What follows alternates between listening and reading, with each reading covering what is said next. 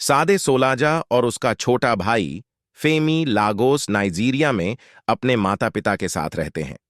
उनके पिता फोलारिन सोलाजा एक पत्रकार हैं जो सरकार में भ्रष्टाचार और अन्याय को उजागर करते हैं। एक दुर्भाग्यपूर्ण दिन सरकार के भेजे हुए आदमियों ने उनकी मां को गोली मार दी ताकि उनके पिता को धमकाया जा सके।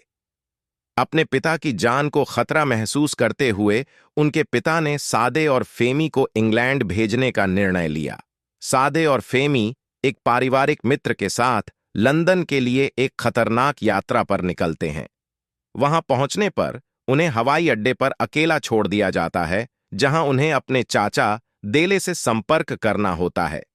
हालांकि सब कुछ योजना के अनुसार नहीं होता और वे एक अजनबी देश में खो जाते हैं।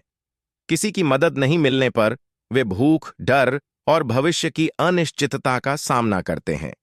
अंततः उन्हें पालक देखभाल में ले लिया जाता है। बच्चे अपने नए माहौल में ढलने की कोशिश करते हैं और अपने पिता के ठिकाने को गुप्त रखते हैं ताकि वे नाइजीरियाई सरकार से बच सकें। विशेष रूप से सादे को अपनी मां की मौत के सदमे और अपने भाई की सुरक्षा की जिम्मेदारी निभाने में कठिनाई होती है। स्थिति तब और भी खराब हो जाती है जब उनके पिता, जो पीछे रहकर अपना पत्रकारिता का काम जारी रखे हुए थे, सरकार द्वारा पकड़े जाते हैं और उन पर मुकदमा चलाया जाता है। बच्चों का डर और चिंता बढ़ जाती है, लेकिन वे अपनी मां की याद और अपने पिता के साहस से हिम्मत पाते हैं। कहानी के दौरान सादे और फेमी विभिन्न चुनौतियों और दयालु व्यक्तियों का सामना करते हैं जो उनकी मदद करते हैं।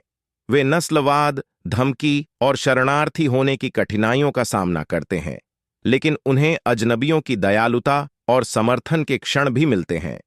अंत में अपने नए दोस्तों और समर्थकों की मदद से सादे और फेमी अपने पिता से फिर से मिल जाते हैं, जिन्हें अंततः रिहा कर दिया जाता है। उनकी यात्रा उन्हें सहनशीलता, सच्चाई के लिए खड़े होने का महत्व और आशा और पारिवारिक संबंधों की ताकत सिखाती है। सच्चाई का दूसरा पहलू एक मार्मिक कहानी है जो शरणार्थियों की कठिनाइयों, न्याय के लिए संघर्ष और पारिवारिक बंधनों की मजबूती को उजागर करती है।